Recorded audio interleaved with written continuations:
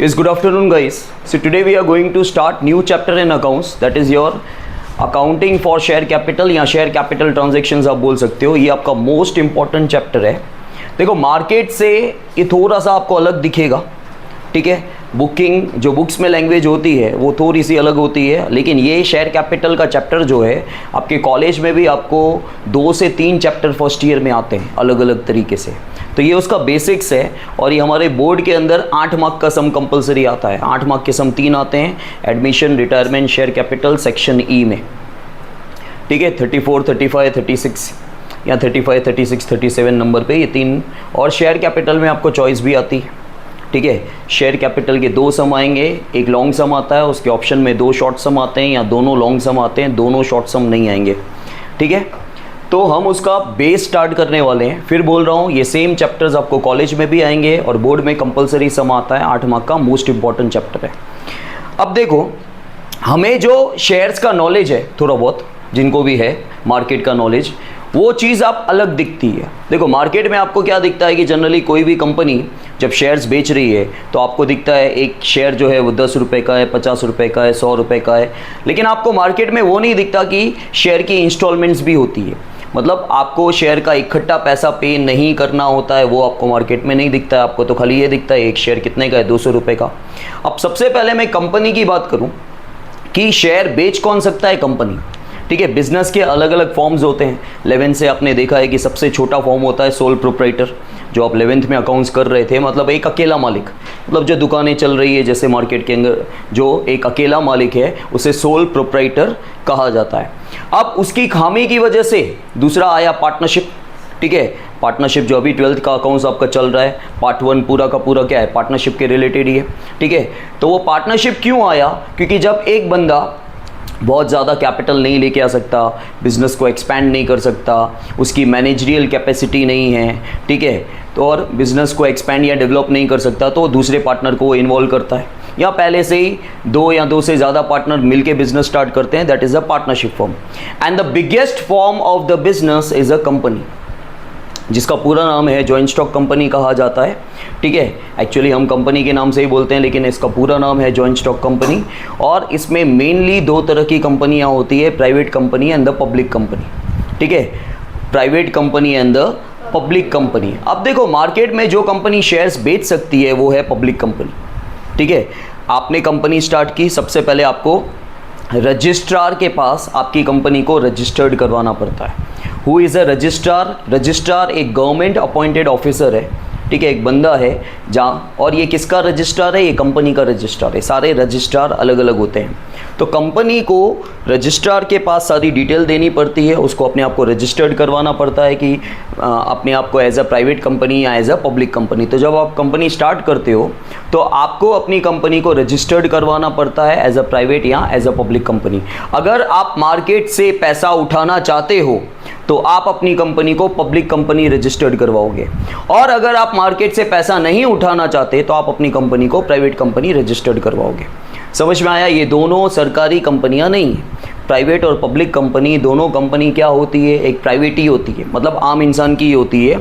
लेकिन private company वाला market से पैसा नहीं उठा सकता और पब्लिक कंपनी वाला जो है वो मार्केट से पैसा उठाता ही है, इसलिए वो अपनी कंपनी को पब्लिक कंपनी रजिस्टर्ड करता है. अब चैप्टर शेयर का है, लेकिन मैं आपको ये बता दूं कि एक चीज़ का ध्यान रहे, कंपनी जो कुछ भी बेच रही है, शेयर्स, डिबेंचर, बॉन्ड, ठीक है, ये सारी चीज़ें कंपनी क्या बोलती है, इसको सिक्योरिटीज़ बोलती है. क्या बोलती है? हम शेयर्स को सिक्योरिटी बोल सकते हैं, हम डिबेंचर को भी सिक्योरिटीज़ बोल सकते हैं, हम बॉन्ड्स को भी सिक्योरिटी बोल सकते हैं. अब शेयर के भी 2 टाइप होते हैं जो 11th में कॉमर्स में आपने देखा है, एक इक्विटी शेयर होता है, एक प्रेफरेंस शेयर होता है, ठीक है. As per the companies act, या तो 1956 या लेटेस्ट एक्ट जो 2013 है, एक्ट मीन्स कानून. कंपनी के लिए जो कंपनी का कानून बना है उस कानून के अकॉर्डिंग कंपलसरी कोई भी पब्लिक कंपनी को सबसे पहले इक्विटी शेयर बेचना ही पड़ता है. ये रूल है. आप बोलोगे नहीं मैं डायरेक्टली डिबेंचर बेच लूँ, या मैं दूसरा जो प्रेफरेंस शेयर होता है वो बेच दूँ, या मैं बॉन्ड बेच दूँ, मैं इक्विटी शेयर बेचूँ ही नहीं, ऐसा नहीं चलेगा. हाँ, इक्विटी के साथ आपको जिसका भी कॉम्बिनेशन चाहिए, जो भी दूसरी सिक्योरिटीज़ आपको बेचनी है आप बेच सकते हो, लेकिन आपको इक्विटी शेयर तो आपकी कंपनी के बेचने हैं. This is a rule, this is mandatory, this is compulsory. ये कानून बना हुआ है कि आपको इक्विटी शेयर बेचना ही पड़ेगा, क्योंकि देखो इक्विटी शेयर का भाव कंपैरेटिवली कम होता है, डिबेंचर्स का भाव ज़्यादा होता है, डिबेंचर महंगा होता है। आपको ज़्यादा फंड की ज़रूरत है तो आप बोलोगे मैं इक्विटी शेयर रहने देता हूँ, मैं डिबेंचर बेच देता हूँ, फंड ज़्यादा इकट्ठा आ जाएगा, मैं इक्विटी क्यों बेचूँ, इक्विटी मैं संभाल के रखता हूँ। ऐसा नहीं चलेगा, आपको इक्विटी कंपलसरी बेचना ही पड़ता है, दिस इज़ मैंडेटरी। समझ में आया, दिस इज मैंडेटरी। तो दो टाइप के शेयर्स होते हैं। देखो वैसे हमारे प्रैक्टिकल में सिर्फ इक्विटी की बात हो रही है, ये चैप्टर डिबेंचर का भी नहीं है, चैप्टर बॉन्ड का भी नहीं है, बॉन्ड आपके प्रैक्टिकल में है भी नहीं। डिबेंचर सेकेंड चैप्टर है, लेकिन उसका कॉन्सेप्ट थोड़ा सा अलग है इससे। जब शेयर कैपिटल आपको आ जाएगा तो डिबेंचर अपने आप आ ही जाता है, ठीक है। लेकिन सबसे ज़्यादा वैसे देखा जाए ना तो कॉम्प्लिकेटेड चैप्टर डिबेंचर होता है समझने में, उतना भी नहीं लेकिन होता है। जब मैंने किया था तो आई फील कि वो कॉम्प्लिकेटेड है कंपैरेटिवली, अब नहीं लगता है। लेकिन तो शेयर्स में यहाँ पे सिर्फ इक्विटी शेयर्स की बात हो रही है। दो तरह के शेयर होते हैं, इक्विटी एंड प्रेफरेंस, लेकिन इक्विटी शेयर पब्लिक कंपनी को बेचना ही पड़ता है, ठीक है। अब हमने मार्केट में, जैसे मैंने पहले कहा कि मार्केट में आपने क्या देखा है, मार्केट में आपने देखा है कि ये शेयर इतने का बिकता है, ये शेयर इतने का बिकता है। लेकिन यहाँ पे आपको क्या सिखाया गया है कि एक शेयर जो भी आपको बेचना है, 10 रुपये का है, 20 का है या 100 का है, जो भी है, वो आप 3 या 4 इंस्टॉलमेंट में पैसा लेते हो मार्केट से, ठीक है। 3 या 4 इंस्टॉलमेंट में पैसा लेते हो और उसके इंस्टॉलमेंट के यहाँ पे नाम दे रखे हैं, ठीक है। आप सपोज कर लो एक शेयर 10 रुपये का है, ठीक है। उसकी क्या है, ये उसकी फेस वैल्यू है, इसको फेस वैल्यू बोलते हैं, ठीक है। एक शेयर 10 रुपये का है, 10 रुपये का शेयर आप 10 में ही बेच रहे हो, इसको बोलते हैं एट पार। क्या बोलते हैं? एट पार मतलब इक्वल, जितने का था उतने में ही बेच रहे हो। एक शेयर 10 रुपये का है या 100 रुपये का है, जितने का है उतने में ही बेच रहे हो तो बोलते हैं एट पार, ठीक है। इश्यूड एट पार, इश्यूड मतलब बेचना, यहाँ पे बेचना नहीं होगा, हिंदी में बेचना बोल रहा हूँ मैं, इंग्लिश में कहीं पे भी सेल नहीं लिखा होगा, इश्यूड लिखा होगा। इश्यू मतलब शेयर्स को इश्यू किया जाता है, ऐसे बोलते हैं। शेयर को सेल किया जाता है ऐसा नहीं बोलते जनरली, बुक्स में ऐसा नहीं है कि बुक्स में सेल वर्ड नहीं है, बुक्स में इश्यू लिखा हुआ है। तो जब आप 10 का शेयर 10 में बेच रहे हो तो उसको बोलते हैं एट पार। दो तरीके से आप बेच सकते हो, या तो आप 10 का शेयर 10 में बेच सकते हो या 10 का शेयर महंगा बेच सकते हो। जब आप 10 का शेयर महंगा बेच रहे हो, मतलब फॉर एग्जांपल कि आपका 10 का शेयर आप 15 में बेच रहे हो, तो इसको बोलते हैं प्रीमियम, ठीक है। Issued at par, issued at premium. Premium क्या होता है वैसे, तो हम बोलते हैं ना प्रीमियम क्वालिटी का, महंगा है, ठीक है। तो ये प्रीमियम है। प्रीमियम का मतलब होता है आपका जो भी फेस वैल्यू है उसे आप महंगा बेच रहे हो। आपका 10 का शेयर है लेकिन आप प्रीमियम में बेच रहे हो, मतलब आप महंगा बेच रहे हो। अब महंगा कितना वो लिखा होगा कि 10 का शेयर 11 में, 12 में, 15 में, 20 में, 100 में, कितने में वो लिखा होगा। और 10 का शेयर जब आप 10 में ही बेच रहे हो तो उसको बोलते हैं एट पार। अब आपके एक शेयर की वैल्यू कितनी है पता है, 10 रुपये, ठीक है। एक शेयर की आपकी फेस वैल्यू है 10 रुपये, जो आप 10 में ही बेच रहे हो। लेकिन कंपनी मतलब हम जब पैसा मांगते हैं तो हम 3 या 4 इंस्टॉलमेंट में पैसा मांगते हैं। पहली इंस्टॉलमेंट का नाम है एप्लीकेशन मनी, दूसरी का नाम है अलॉटमेंट, तीसरा होता है फर्स्ट कॉल और चौथा होता है फाइनल कॉल। काफ़ी बार 3 ही इंस्टॉलमेंट भी होती है तो फर्स्ट कॉल नहीं होती, डायरेक्टली हम लोग फाइनल कॉल पे आ जाते हैं। समझ में आया? अब एप्लीकेशन मनी ऐसा क्यों नाम रखा है? देखो सबसे पहले क्या होता है ना कि आप मार्केट हो, आप इन्वेस्टर्स हो और मैं पब्लिक कंपनी हूँ, मुझे अपने शेयर्स बेचने हैं, ठीक है। तो सबसे पहले तो मैं क्या करता हूँ, मैं कंकोत्री छपवाऊँगा, इनविटेशन कार्ड। उस इनविटेशन कार्ड को प्रॉस्पेक्टस कहा जाता है। क्या कहा जाता है? प्रॉस्पेक्टस के अंदर मेरी कंपनी का सारा डिटेल होगा, कितने का शेयर है, मेरी कंपनी को कितने के शेयर्स टोटल कितने बेचने हैं, वो सब सारा डिटेल होगा। आप उसको याद रखोगे, एक इनविटेशन कार्ड है जो आपके पास आया, ठीक है। अब आप क्या करोगे, आप अप्लाई करोगे। आप बोलोगे इनविटेशन भी आया, उसके बाद हमको अप्लाई भी करने का, बुला भी सामने से रहे हैं और फिर हमको भी परमिशन लेने की, हमको शेयर मिलेंगे कि नहीं, आपको अप्लाई करना पड़ेगा। और अप्लाई करने के लिए आपको एप्लीकेशन लिखना पड़ेगा। तो जब आप एप्लीकेशन लिखोगे ना तो कंपलसरी पहली इंस्टॉलमेंट का पैसा आपको भरना पड़ता है। आपका एक शेयर 10 रुपये का है, ठीक है। हम इसके पार्ट्स कर देते हैं। सपोज पहली इंस्टॉलमेंट का पैसा 2 है, फिर 3, फिर 2, 3, टोटल 10 हो गया। तो जब आप एप्लीकेशन लिख रहे हो, ठीक है, अब इससे पहले दूसरी चीज़ों पे आ जाते हैं। सबसे पहले आप ये समझो कि ऑथोराइज कैपिटल क्या होता है। देखो जो कंपनी के फाउंडर होते हैं, जो कंपनी के फाउंडर्स होते हैं, जो आइडिया लेके आते हैं कंपनी स्टार्ट करने का, वो ऑथोराइज कैपिटल सेट करते हैं। ऑथोराइज कैपिटल का मतलब होता है कि ऑल ओवर लाइफ टाइम, ठीक है, हमारे पास एक अथॉरिटी होती है कि हम मार्केट से कितना पैसा उठा सकते हैं, ठीक है, हम मार्केट में कितने शेयर्स बेच के टोटल कितना पैसा उठा सकते हैं, that is a authorise capital. ये कौन डिसाइड करता है? ये फाउंडर डिसाइड करता है। ये कौन डिसाइड करता है? जो कंपनी का मालिक है, ठीक है, जो फाउंडर है, जो कंपनी खोलने का आइडिया लेके आया है, ठीक है, वो डिसाइड करता है कि मार्केट में all over life time market से कितना पैसा उठाना है, ठीक है। आप शेयर्स बेचोगे तो शेयर्स कब तक बेचोगे, कितने बेचोगे भाई, ठीक है, तो आपके पास एक लिमिट होगी। फॉर एग्जांपल आप मार्केट से सपोज कर लो 20 लाख रुपया उठा सकते हो, तो वो आपका क्या हो गया? Authorise capital. वो आपका हो गया ऑथोराइज कैपिटल। अब सपोज कर लो आपको एक लिमिट मिली है 20 लाख रुपया उठाने की, वो ऑथोराइज कैपिटल है आपका। लेकिन हाल फिलहाल आपको सिर्फ 2 लाख रुपए की नीड है, ठीक है, तो आप कितने शेयर्स बेचोगे? आप 20,000 शेयर्स बेचोगे, क्योंकि 10 रुपये का एक शेयर है, तो 20,000 इंटू 10 2 लाख रुपया हो गया, ठीक है। तो आप सपोज कर लो आप 20,000 शेयर्स यहाँ पे बेच रहे हो। कितने बेच रहे हो? 20,000 शेयर्स की बात हो रही है, इक्विटी शेयर्स की, रुपीस की बात नहीं हो रही है, ठीक है। अब 20,000 में से आप लोगों ने जिन्होंने भी अप्लाई किया, ठीक है, अब जब आप अप्लाई करोगे आपको थोड़ी पता है कि इसने ऑलरेडी मांग लिए हैं, उसने ऑलरेडी मांग लिए हैं, इसने अप्लाई किया, उसने अप्लाई किया, आप अपने हिसाब से अप्लाई करोगे, ठीक है। अब क्या होगा? मेरे पास एप्लीकेशंस आएगी। अब एप्लीकेशंस के साथ फॉर एग्जांपल इसने 2,000 शेयर्स के लिए अप्लाई किया, तो ये 2,000 इंटू 2, पहली इंस्टॉलमेंट 2 रुपये की, तो 2,000 इंटू 2 4,000 रुपये ये मुझे एप्लीकेशन के साथ दे देगी। मैंने इसको शेयर नहीं दिए, लेकिन इसको पहली इंस्टॉलमेंट का पैसा भरना पड़ता है, ठीक है। इसने 3,000 के लिए अप्लाई किया, तो 3,000 इंटू 2 6,000 रुपया इसका आ जाएगा। उसने 4,000 के लिए अप्लाई किया, तो 4,000 इंटू 2 8,000। अब बाद में क्या होगा कि हम लोग काउंटिंग करेंगे भाई एप्लीकेशंस के अंदर शेयर कितने हैं। अब सपोज कर लो कि हमको तो 20,000 शेयर्स ही बेचने हैं, लेकिन एप्लीकेशन की जब काउंटिंग की, एप्लीकेशन के अंदर जो शेयर्स है उसकी काउंटिंग की, तो वहाँ पे निकला 30,000 शेयर्स की एप्लीकेशन आ चुकी है। एप्लीकेशन 30,000 की नहीं आई है, मतलब 30,000 एप्लीकेशंस नहीं आई है, 30,000 शेयर्स के लिए एप्लीकेशन आई है। हर बंदे ने एक एक शेयर थोड़ी मांगा जो 30,000 एप्लीकेशन आई होगी, ठीक है। और वैसे भी आप एक एक शेयर बेचा नहीं जाता है, बंच होता है शेयर्स का। आईपीओ में बंच होता है कि आपको 10 शेयर 15 शेयर 20 शेयर्स ऐसे कंपलसरी मिनिमम इतने पैकेट लेना है, ऐसा समझ लो, ठीक है। लूज में नहीं मिलेगा आपको, पैकेट लेना पड़ता है जब आप पहली बार ले रहे हो। तो मेरे पास टोटल 30,000 शेयर्स की एप्लीकेशन आई, लेकिन मुझे बेचना कितना है भाई?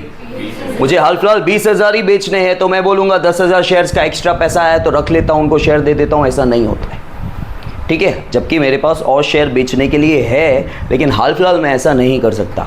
तो मुझे क्या करना पड़ेगा? ये 30,000 में से 10,000 शेयर्स का पैसा मुझे वापस देना पड़ेगा, और ये 10,000 शेयर्स को मुझे रिजेक्ट कर देना पड़ेगा, ठीक है। 10,000 शेयर्स को, अब आप बोलोगे सर कौन से शेयर्स को कंपनी ने रखा और किसको रिजेक्ट किया? वो कंपनी डिसाइड करती है, फर्स्ट कम फर्स्ट नहीं होता। और ऐसा भी नहीं है कि मैं इसको शेयर दे रहा हूँ, इसने 2,000 शेयर्स के लिए अप्लाई किया तो मैंने इसको 2,000 शेयर सारे दे दिए, ऐसा कोई कंपलसरी नहीं है। 2,000 में से हो सकता है मैं इसको सिर्फ 500 शेयर्स दूँ। इसने 3,000 शेयर्स के लिए अप्लाई किया, मैंने इसको 2,500 शेयर्स दिए। उसने 10,000 शेयर्स के लिए अप्लाई किया, मैंने इसको पूरे 10,000 दे दिए। तो वो कंपनी रेशियो डिसाइड करती है, कंपनी किसको दे रही है किसको नहीं दे रही है पता नहीं, ठीक है। अब ये बोलेगी मैंने खाली 500 शेयर्स के लिए अप्लाई किए, मुझे 500 भी नहीं दिए और इसको 5,000 शेयर्स दे दिए, तो कंपनी ये जो 10,000 शेयर्स रिजेक्ट कर रही है वो पता नहीं कौन से हैं। हाँ, जिनके भी रिजेक्ट किए उनको उनके पैसे वापस दे दिए जाएंगे। मतलब देखो हमारे पास पैसा आया होगा 30,000 इंटू 2 60,000 रुपये, ठीक है, जबकि हमको चाहिए कितने थे मार्केट से? 2 लाख। मार्केट में 20,000 शेयर्स बेचने थे। अमाउंट और शेयर्स को अलग अलग रखो। हमारा टारगेट था कि मार्केट से 2 लाख रुपया उठाना, क्योंकि टोटल शेयर 10 रुपये का है, लेकिन हमको बेचने तो 20,000 शेयर है, 20,000 इंटू 10। लेकिन हाल फिलहाल आपके पास 20,000 इंटू 10 तो नहीं करना है ना। फर्स्ट इंस्टॉलमेंट में क्या करना है? 20,000 इंटू 2 40,000 ही करना है खाली। तो आपके पास कितना पैसा आने वाला था अभी? 40,000, लेकिन आपके पास कितना आ गया? तो आप क्या करोगे? 20,000 रुपया वापस दोगे, क्योंकि आप 10,000 शेयर्स रिजेक्ट कर रहे हो। तो 10,000 इंटू 2, जितने रुपए से पैसा आया, ठीक है, उतने से ही पैसा जाएगा। आपके पास पैसा आया कैसे? 2 रुपये से आया ना। ₹2 से आया मतलब आपने क्या किससे मल्टीप्लाई किया, आपने 2 से मल्टीप्लाई किया, तो पैसा जाएगा तभी भी तो आप 2 से ही मल्टीप्लाई करोगे। तो यहाँ पे क्या करोगे, 10,000 इंटू 2, 20,000 रुपये आप वापस दे दोगे। ठीक है, किसको दोगे वो पता नहीं है आपको, समझ में आया। उसके बाद अब जिनको हमने शेयर्स दे दिए, फिर हम उनसे सेकेंड इंस्टॉलमेंट डिमांड करेंगे, फिर वो पैसा देंगे, फिर थर्ड इंस्टॉलमेंट डिमांड किया जाएगा, फिर वो पैसा देंगे, फिर फोर्थ इंस्टॉलमेंट डिमांड किया जाएगा, फिर वो पैसा देंगे, लाइक दिस। समझ में आया। अब देखो फिर से आपको बता देता हूँ ऑथोराइज कैपिटल क्या होता है। All over the life time, ठीक है, आप जो फाउंडर होते हैं कंपनी के, वो डिसाइड करते हैं कि मार्केट से कितना पैसा उठाना है, कितने शेयर्स बेच के। ठीक है, तो जितना पैसा उठाना है शेयर्स बेच के ऑल ओवर, कि सपोज़ कर लो कि आप मार्केट में 2 लाख शेयर्स ही बेच सकते हो जब तक आपकी कंपनी चल रही है। ठीक है, तो उसे हम लोग ऑथोराइज कैपिटल बोलते हैं। एक और चीज़ इसमें एडिशनली है जो आपके बुक्स में ये सब नहीं है, आप ऑथोराइज कैपिटल की लिमिट को रेज कर सकते हो। किसकी परमिशन से, शेयर होल्डर्स की परमिशन से।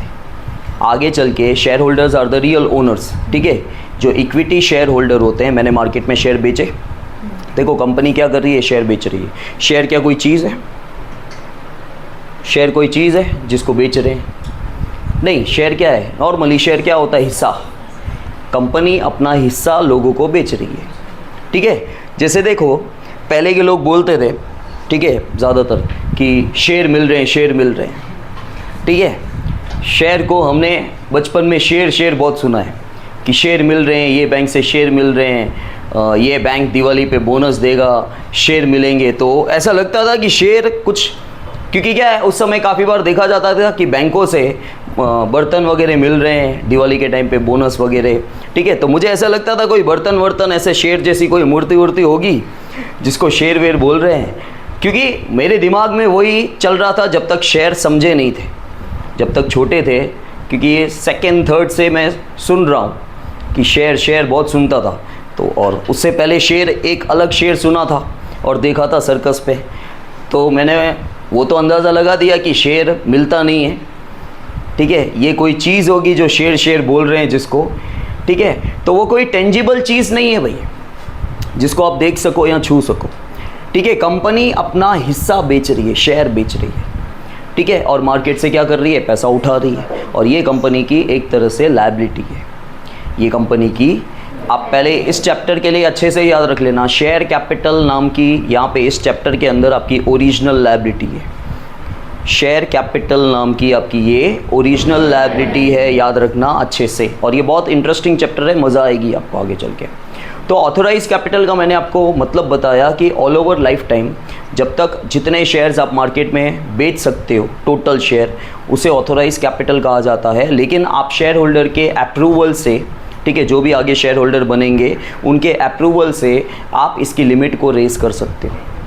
ठीक है, मतलब और भी आप मार्केट में शेयर्स आगे चल के बेच सकते हो। ठीक है, और मार्केट से पैसा उठा सकते हो अगर आपको नीड हुई तो। अब यहाँ पे मैंने बोला कि आपको ऑल ओवर 2 लाख शेयर्स बेचने हैं। आपके पास लिमिट कितनी है ऑथोराइज कैपिटल की, 2 लाख, लेकिन आपको अभी फंड की ज़रूरत नहीं है उतनी, आपको सिर्फ 2 लाख रुपए की ज़रूरत है। तो उसके लिए आप क्या करोगे, आप 20,000 शेयर्स ही बेचना चाहोगे। तो आपने जो प्रोस्पेक्टस वगैरह बनाया उसमें लिखा होगा कि हमारी कंपनी जो है वो 20,000 शेयर्स इस वक्त बेचना चाहती है, और शेयर की कीमत ये है, जो भी इंटरेस्टेड हैं वो अप्लाई करें, जो IPO बोला जाता है, इनिशियल पब्लिक ऑफर के थ्रू। ठीक है, इनिशियल पब्लिक ऑफर के थ्रू लोग अप्लाई करते हैं। ठीक है, और IPO बहुत मुश्किल से खुलता है। ठीक है, प्रैक्टिकली तो मार्केट में लोग क्या क्या करते हैं, अलग अलग अकाउंट से भरते हैं IPO, क्योंकि एक अकाउंट ही होता है ना, तो रेयरली खुलता है, आपको लगता है IPO। और IPO में आजकल देखा जा रहा है कि सबको प्रॉफिट होता ही अच्छा खासा, बहुत अच्छा खासा प्रॉफिट होता है। ठीक है, चलो वो मार्केट की बात है, हमको ये समझना है कि हमको एक पर्टिकुलर शेयर्स बेचने हैं, उतने ही शेयर्स अगर लोग डिमांड कर रहे हैं तो कुछ भी आपको वापस देने की ज़रूरत नहीं है, कुछ भी रिजेक्ट करने की ज़रूरत नहीं है। फॉर एग्जांपल, अगर आपको मार्केट में 1,00,000 शेयर्स बेचने हैं और 1,00,000 शेयर्स की एप्लीकेशन आ रही है, तो आपको कुछ भी रिजेक्ट करने की ज़रूरत नहीं है, पैसा कुछ भी वापस जाएगा नहीं। लेकिन एक सबसे इम्पॉर्टेंट रूल जो MCQ में भी आता है, हमेशा याद रखना कि 90% एप्लीकेशन का सब्सक्रिप्शन होना चाहिए। इसको मिनिमम सब्सक्रिप्शन कहा जाता है। पे अटेंशन, इसको मिनिमम सब्सक्रिप्शन कहा जाता है कि अगर जितने शेयर्स आपको बेचने हैं उसका 90%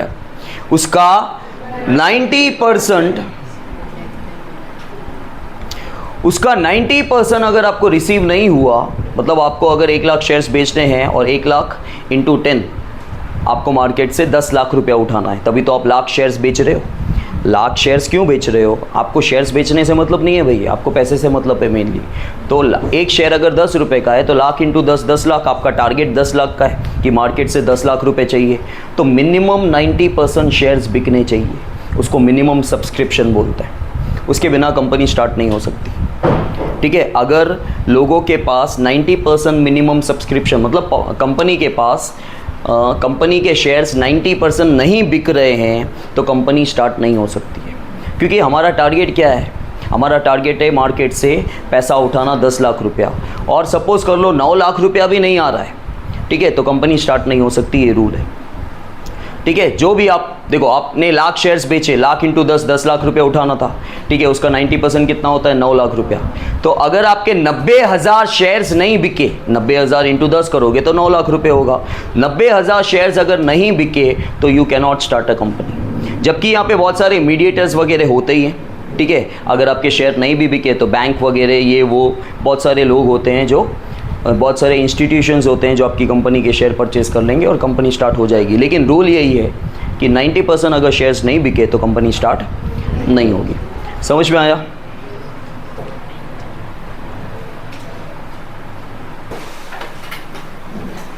ठीक है। तो ये यहाँ पे जो भी आप ट्रांजैक्शंस देखोगे, जो भी आप सम्स देखोगे, उसमें जनरली इकट्ठा पैसा कंपनी नहीं मांगती। कंपनी क्या करती है, 3 या 4 इंस्टॉलमेंट्स में पैसा, ठीक है। बोर्ड के एग्ज़ाम में ज़्यादातर 3 इंस्टॉलमेंट ही होती है, वैसे जनरली आप सम्स में देखोगे तो 4 इंस्टॉलमेंट होती है। अब पहली इंस्टॉलमेंट का नाम एप्लीकेशन क्यों रखा गया है? क्योंकि उसका रीज़न है कि जब आप अप्लाई करते हो तो कंपलसरी आपको पहली इंस्टॉलमेंट का पैसा देना पड़ता है। क्यों? देखो, ऐसा ज़रूरी नहीं है जो मैं बता रहा हूँ वही है, लेकिन देखो, अगर मुझे 1 लाख शेयर्स बेचने हैं मार्केट में, आप अलग अलग लोग जो है वो शेयर्स के लिए अप्लाई कर रहे हैं। हो सकता है मेरी राइवलरी कंपनी ने, जो मेरी दुश्मन कंपनी हो सकता है कि उसने इसे भेजा हो और वो बोले कि एक काम करो, इसको बोला हो कि तुम काम करो कि तुम 20,000 शेयर्स के लिए अप्लाई कर दो, और 20,000 शेयर्स के लिए इसने अप्लाई कर दिया और मैं इसको 20,000 शेयर्स देने के लिए रेडी भी हो रहा हूँ, लेकिन एट द एंड मोमेंट ये बोल रही है कि मुझे नहीं चाहिए। अब ये अटकी हुई तो नहीं है, क्योंकि इसने पहली इंस्टॉलमेंट का पैसा भरा। हाँ, पहली इंस्टॉलमेंट का पैसा भर दिया हो तो बोले मत ले, तेरा पैसा गया, ठीक है। लेकिन इसमें होगा क्या? डिले हो जाएगा। डिले क्यों होगा? हम शेयर्स क्यों बेच रहे हैं? मार्केट से पैसा उठाने के लिए। अब हमने जिसको मेजरली शेयर्स बेचे थे उसने मना कर दिया, ठीक है, उसने मना कर दिया कि मैं शेयर्स नहीं लेना चाहती हूँ। तो इससे जो 40,000 रुपये मुझे आने वाले थे, क्योंकि पहली इंस्टॉलमेंट का अगर अमाउंट 2 रुपये है तो इसको 20,000 इंटू 2, 40,000 रुपये जो आने वाले थे वो नहीं आए। लेकिन अगर ये पहली इंस्टॉलमेंट का पैसा पे कर देती है तो ये फंस जाएगी, ठीक है। चलो, इसमें भी हमको कंपनी को डिले तो होगा अगर ये मना कर देगी तो, क्योंकि वैसे कंपनी को इससे कितना पैसा आने वाला था? टोटल 2 लाख रुपया, ठीक है। अभी 40,000 आए और उसके बाद अगर सपोज कर लो कि ये बोलती है कि नहीं मुझे नहीं लेने, तो 40,000 हमारे हो जाएंगे, भले मत ले, ठीक है। लेकिन अभी भी हमको जो मार्केट से पैसा उठाना था उतना तो नहीं आएगा टोटल। फिर अगेन मुझे वो 20,000 शेयर्स जो हैं किसी और को बेचने पड़ेंगे। मैं क्या करूँगा? मैं टाइम पीरियड एक्सटेंड कर दूँगा, ठीक है। जैसे फॉर एग्जांपल नॉर्मली हम लोग बोलते हैं कि ये डेट्स तक एडमिशन है, लेकिन अगर एडमिशन फुल नहीं होता, ठीक है, तो क्या करना पड़ता है? डेट एक्सटेंड करना पड़ता है। क्यों? क्योंकि उतना जितना हमको चाहिए था, जितने रिक्वायरमेंट था स्टूडेंट्स का, उतने स्टूडेंट्स हमको नहीं मिले। तो उसी तरह मार्केट में जितने शेयर्स बेच के पैसा उठाना था उतने शेयर्स अगर अब तक बिके नहीं हैं तो बट ऑब्वियस है कि हमको टाइम पीरियड एक्सटेंड करना पड़ता है। तो उससे क्या हो रहा है? कंपनी को डिले हो रहा है, और कंपनी का सही समय पे चालू होना वो भी ज़रूरी है, उसके जो भी फंक्शंस हैं, ऑपरेशंस हैं, वो भी होना ज़रूरी है। समझ में आया? फिर सेकेंड इंस्टॉलमेंट का नाम अलॉटमेंट रखा गया है, ठीक है। थर्ड इंस्टॉलमेंट का नाम फर्स्ट कॉल और फोर्थ इंस्टॉलमेंट का नाम फाइनल कॉल। ध्यान देना, ये अभी तक मैं आपको थियरी पोर्शन बता रहा हूँ। प्रैक्टिकल पोर्शन में आपको खूंखार तरीके से पूरे लॉजिक के साथ अच्छे से बताऊंगा। देखो, सिर्फ पहली इंस्टॉलमेंट का पैसा बिना मांगे आता है, ठीक है। सिर्फ पहली इंस्टॉलमेंट का पैसा बिना मांगे आता है, बाकी सारी इंस्टॉलमेंट्स पहले हमें डिमांड करनी पड़ती है, मांगनी पड़ती है, मतलब डिमांड करनी पड़ती है, मतलब कॉल करना पड़ता है। ठीक है, वो कॉल नहीं, मांगना पड़ता है। आपको अकाउंटिंग की लैंग्वेज में जो टेक्स्ट बुक में लिखी हुई है वो है कॉल करना, और हम सिखाते हैं कि डिमांड करना मतलब मांगना। बाकी सारी इंस्टॉलमेंट्स हमें मांगनी पड़ती है, फिर ही पैसा आता है, और इनकी फिक्स ड्यू डेट्स है। ठीक है, जैसे मैंने क्लासेस पे रूल रखा है, भाई आपको ज्वाइन करना है तो फॉर्म भरो, फीस भरो, तो ठीक है, फॉर्म भर दिया, फीस भर दिया, तो पहली इंस्टॉलमेंट जो है वो आप आ ही तब सकते हो जब आप पैसा भर दोगे। दूसरी इंस्टॉलमेंट तो आप टाइम टू टाइम सबके सब दे दोगे, ऐसा तो ज़रूरी है नहीं। ठीक है, मैं मांगूंगा, याद दिलाऊंगा, 2-4 बार मैसेज करूंगा, फिर आएगा। ठीक है, तो वैसे ही यहाँ पे है कि आपको बाकी की इंस्टॉलमेंट डिमांड करनी पड़ती है। ठीक है, फिर पैसा आता है, उससे पहले नहीं आता। हकीकत है, वो तो हर जगह है। काफ़ी बार क्या होता है, ऐसा होता है कि पैसा तो है लेकिन बोले सामने वाला मांग नहीं रहा है ना, तो जब मांगेगा तो दे देंगे, होता ही है। समझ में आया? तो यहाँ पे आपके पास 3 या 4 इंस्टॉलमेंट्स है। पहली इंस्टॉलमेंट का नाम एप्लीकेशन रखा गया है। पहली इंस्टॉलमेंट का पैसा कंपनी के पास बिना मांगे आता है, बाकी सारी इंस्टॉलमेंट्स मांगनी पड़ती है और फिर उसका पैसा आता है। अब आप बोलोगे सर अगर कोई पैसा पे नहीं करे तो? सर अगर कोई पहली इंस्टॉलमेंट का पैसा पे नहीं करे तो पहली इंस्टॉलमेंट का पैसा कोई पे नहीं करे, ऐसा नहीं हो सकता, क्योंकि उसके बिना तो हम शेयर इशू ही नहीं करेंगे। हाँ, बाकी के इंस्टॉलमेंट में आप मांगो और पैसा न दे, वो हो सकता है, वो हम आगे समझेंगे। वो बेसिक नहीं है आपका, बेसिक एंट्रीज खाली आपकी 8 एंट्रियां हैं, वो सीखेंगे। फिर आगे धीरे धीरे सीखेंगे कि हम जब मांग रहे हैं 2nd, 3rd या 4th इंस्टॉलमेंट और लोग पैसा नहीं दे रहे हैं तो उसे क्या करेंगे। समझ में आया?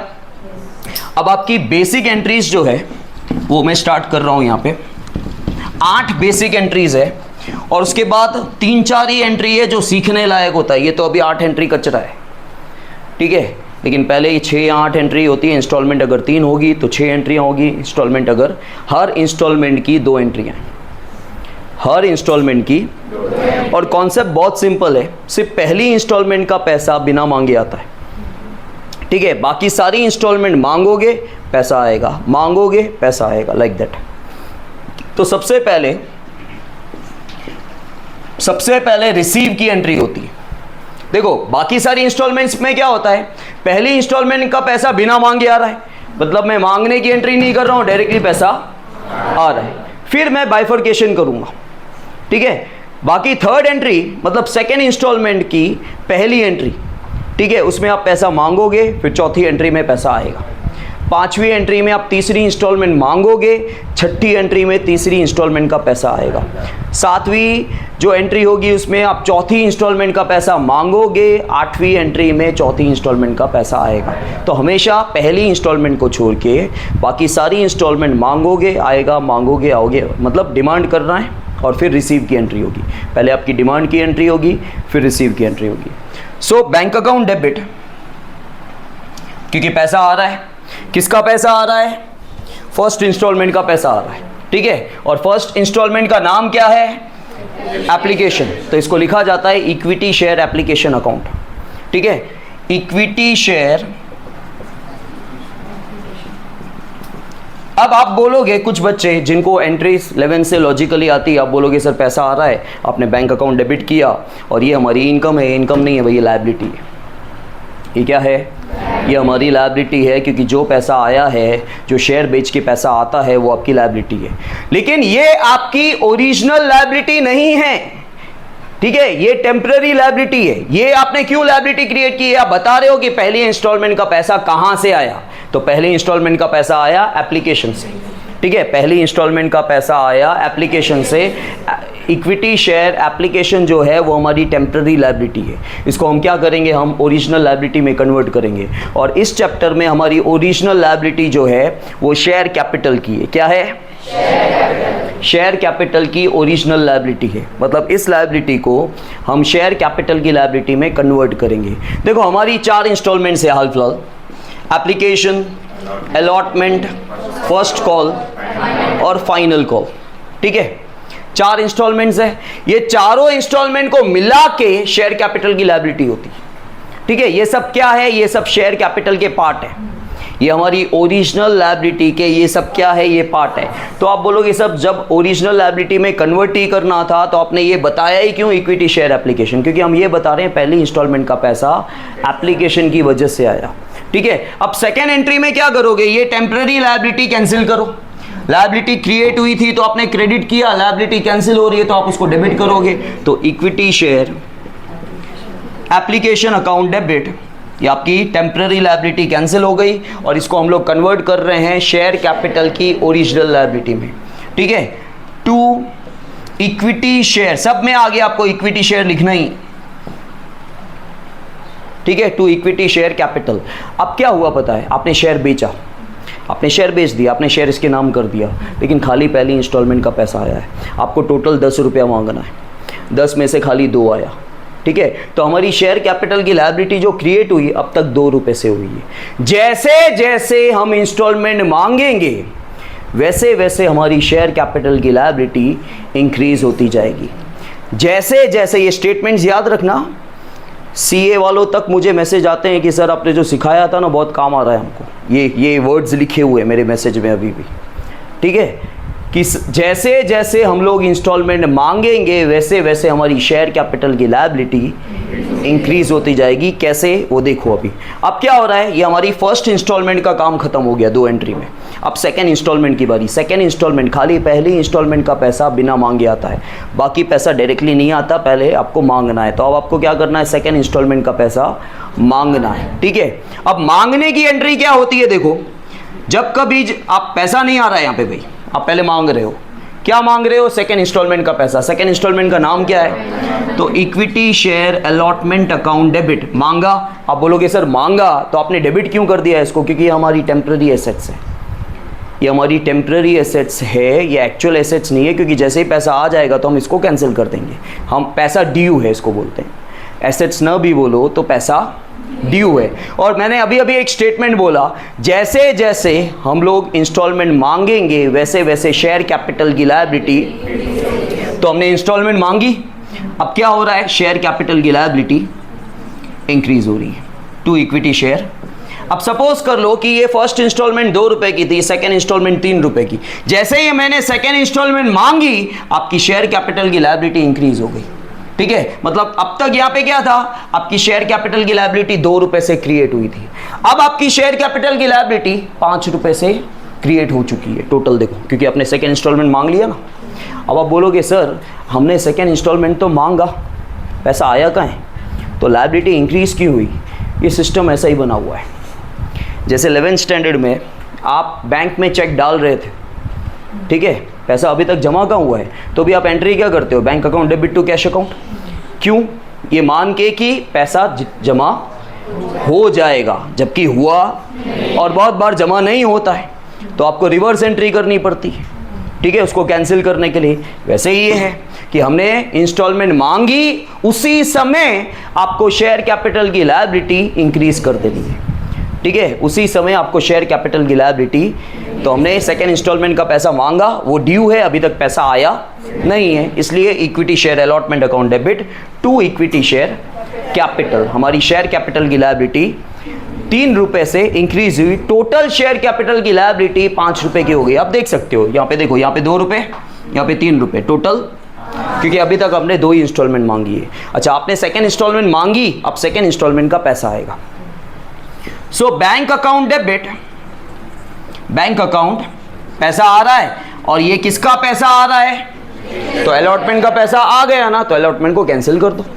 To equity share allotment, to equity share allotment. बस अगर आपने ये सीख लिया तो तीसरा इंस्टॉलमेंट और चौथे इंस्टॉलमेंट की एंट्री सेम है। आपने यहाँ पे क्या किया, एक बार अच्छे से देख लो। आपने सेकेंड इंस्टॉलमेंट मांगी, जब मांगी तो आप उसको डेबिट करते हो और उसके साथ क्रेडिट क्या करते हो, शेयर कैपिटल की लायबिलिटी इंक्रीज होती है। जैसे जैसे ये स्टेटमेंट याद रखोगे, एंट्री अपने आप आ जाएगी। जैसे जैसे हम इंस्टॉलमेंट मांगते हैं वैसे वैसे शेयर कैपिटल की लायबिलिटी, तो आपने सेकेंड इंस्टॉलमेंट मांगी, शेयर कैपिटल की लायबिलिटी इंक्रीज हुई, फिर पैसा आ रहा है इसलिए second instalment cancel. In the same way, खाली यहाँ पे नाम चेंज करना है, बाकी पूरा वही। अब आप थर्ड इंस्टॉलमेंट मांगोगे, ठीक है, तो जैसे ही आप थर्ड इंस्टॉलमेंट मांगोगे, मांग रहे हो, तो ये ड्यू है पैसा, to equity share first call account debit, और जैसे जैसे आप इंस्टॉलमेंट मांग रहे हो वैसे वैसे आपके शेयर कैपिटल की liability to equity share capital, to equity share. अभी आपने मांगा, अभी उसका पैसा आ रहा है, सो बैंक अकाउंट डेबिट, और किसका पैसा आया, तो फर्स्ट कॉल कैंसिल कर दो, to equity share first call account. उसी तरह आप फोर्थ इंस्टॉलमेंट मांगोगे, फोर्थ इंस्टॉलमेंट का नाम है फाइनल कॉल, तो आप जब मांग रहे हो तो equity share final call account debit, और जैसे जैसे हम इंस्टॉलमेंट मांग रहे हैं वैसे वैसे, ठीक है, शेयर कैपिटल की लायबिलिटी इंक्रीज हो रही है। और फिर फोर्थ इंस्टॉलमेंट हमने मांगा, अब फोर्थ इंस्टॉलमेंट का पैसा, so bank account debit to equity share, किसका पैसा आया फाइनल कॉल, तो फाइनल कॉल कैंसिल हो जाएगा। ये तुम्हारी बेसिक एंट्रीज 8, ठीक है। इसके बाद सारी दुविधाएं होती है, किसी ने पैसा नहीं दिया तो क्या, तो हम उसके शेयर्स जो हैं फोरफीट कर लेते हैं। आपकी फोर फीचर की आगे चल के मेन एंट्री होती है, जो सम वही आता है। ये तो आपकी बेसिक एंट्री है, ये नहीं होगा तो आगे की एंट्रियाँ नहीं आएगी। वैसे आगे की एंट्री और 3 या 4 है खाली, बस 8 मार्क का सम है। कैलकुलेशन इज़ अ मेन, और जो चीज़ मैंने अभी आपको बोली वो बार बार बोल बोल के करोगे अभी, तो ये आपको याद रहेगा कि जैसे जैसे हम इंस्टॉलमेंट मांगेंगे वैसे वैसे, बोलो बोलो भाई, मुझे कुछ बोलना है तो यहाँ पे बोलो ना भाई, कुछ बोलना है यहाँ पे बोलो, तुमको कुछ बोलना था ना, नहीं बोलना था, फोन पे तो बोल रहे थे कि मेरे को कुछ बोलना है, ठीक है। यहाँ ध्यान दो, सिर्फ पहली इंस्टॉलमेंट का पैसा बिना मांगे आता है, सिर्फ पहली इंस्टॉलमेंट का पैसा बिना मांगे आता है, बाकी सारी इंस्टॉलमेंट पहले आप डिमांड करोगे, और जब जब आप इंस्टॉलमेंट डिमांड करोगे वैसे वैसे क्या होता है, आपकी शेयर कैपिटल की लायबिलिटी, बस इतना याद रखो, अपने आप चीज़ें आती रहेगी, ठीक है। आपने कोई भी इंस्टॉलमेंट डिमांड की, ठीक है, तो वो डेबिट होता है क्योंकि पैसा ड्यू है, पैसा आना बाकी है, और जैसे आप कोई भी इंस्टॉलमेंट मांगोगे वैसे क्या होगा, शेयर कैपिटल की लायबिलिटी इंक्रीज होती जाएगी। और उसके बाद आएगी रिसीव की एंट्री, जब पैसा रिसीव हो रहा है तो वो इंस्टॉलमेंट आपकी कैंसिल हो जाएगी, ठीक है। अच्छा, हमने देखो यहाँ पे पहली एंट्री जो की वो रिसीव का किया, पैसा रिसीव हो रहा है, bank account debit to equity share application account, ठीक है, क्योंकि ये एप्लीकेशन का पैसा आया। अच्छा, सेकेंड एंट्री है ना, ये फर्स्ट इंस्टॉलमेंट के रिलेटेड होती है। इसमें हम लोग क्या करते हैं, बाइफर्केशन करते हैं। हम लोग को ये बताते हैं कि ये भाई जो फर्स्ट इंस्टॉलमेंट का पैसा आया वो किसकी वजह से आया, एप्लीकेशन की वजह से। तो यहाँ पे हमने एप्लीकेशन कैंसिल किया और उसको कन्वर्ट कर दिया शेयर कैपिटल की ओरिजिनल लायबिलिटी में। देखो, आप वैसे इससे कंबाइन एंट्री बनाओगे ना तो ये डायरेक्टली एंट्री बनेगी, bank account debit to equity share capital, क्योंकि ये कट जाएगा, ये सेम अमाउंट है, ठीक है। लेकिन आपको डायरेक्ट एंट्री नहीं करनी है। अब देखो, हो तो रहा है बैंक अकाउंट डेबिट टू, लेकिन अगर मैं डायरेक्टली करता हूं तो ये पता नहीं चलेगा कि पहली इंस्टॉलमेंट का पैसा किसकी वजह से आया। तो वो वजह हमने यहाँ पे लिखी है कि पैसा किसकी वजह से आया, शेयर एप्लीकेशन की वजह से। और वो जो टेम्पररी लायबिलिटी थी, ये हमारी क्या है, ये हमारी टेम्पररी लायबिलिटी है, और इस टेम्पररी लायबिलिटी को हमने यहाँ पे क्या किया, ओरिजिनल लायबिलिटी में कन्वर्ट कर दिया। समझ में आया। अब मैं आपको दिखाता हूँ यहाँ पे कि टोटल 10 रुपये की लायबिलिटी क्रिएट हो चुकी है जब चारों इंस्टॉलमेंट आपने डिमांड कर ली। देखो, पहली इंस्टॉलमेंट हमने यहाँ पे डिमांड की, ठीक है, पहली इंस्टॉलमेंट हमने यहाँ पे डिमांड की। तुम बेवकूफ़ हो? नहीं हो, पहली इंस्टॉलमेंट डिमांड ही नहीं की है भाई, डायरेक्टली पैसा आता है। लेकिन यहाँ पे लायबिलिटी क्रिएट हुई शेयर कैपिटल की, कितने से हुई? फिर दूसरी इंस्टॉलमेंट डिमांड की, कितने की लायबिलिटी क्रिएट हुई? 2, 3, 5। फिर तीसरी इंस्टॉलमेंट डिमांड की, कितने की 5, 2, 7। फिर चौथी इंस्टॉलमेंट डिमांड की, कितने की? हो गई 10 रुपये की लायबिलिटी। जब आपने चारों इंस्टॉलमेंट डिमांड कर ली, क्योंकि ये चारों इंस्टॉलमेंट शेयर कैपिटल की लायबिलिटी का एक पार्ट है, ठीक है। शेयर कैपिटल इस चैप्टर की ओरिजिनल लायबिलिटी है। अगर आपने 10 रुपये डायरेक्टली 10 रुपये का शेयर 10 में बेच दिया होता तो एक ही एंट्री होती, ठीक है, पैसा आता टू इक्विटी शेयर कैपिटल, खत्म। ये तो 4 इंस्टॉलमेंट है, तब इतनी सारी, मैंने क्या बोला, 3 इंस्टॉलमेंट होती तो 6 एंट्रियाँ हो जाती, ठीक है। लेकिन अगर सपोज कर लो कि आप 10 का शेयर डायरेक्टली बेच रहे हो, ठीक है, कोई इंस्टॉलमेंट्स नहीं है, तो एंट्री क्या होती, पैसा आया और शेयर कैपिटल की लायबिलिटी क्रिएट हो गई, bank account debit to equity share capital, खत्म। लेकिन क्योंकि यहाँ पे 4 इंस्टॉलमेंट्स हैं, आपका यहाँ पे टोटल 8 एंट्रियाँ बनी हैं। अगर एक भी इंस्टॉलमेंट नहीं होती ना, डायरेक्टली पैसा आता, तो आपकी 2 एंट्रियाँ भी नहीं बनती। क्यों बनती 2 एंट्रियाँ भाई, कैसे बनाते, बैंक अकाउंट डेबिट टू क्या लिखते, इक्विटी शेयर कैपिटल ही लिखना पड़ता, हो गई एंट्री खत्म, एक ही एंट्री बनती, ठीक है। लेकिन ऐसा नहीं है, आपको इंस्टॉलमेंट सिस्टम यहाँ पे सिखाया गया है, उसकी एंट्री है। समझ में आया, क्लियर है ये, बताऊं फिर से एक बार, चलो ये कॉपी करो पूरा एंट्री।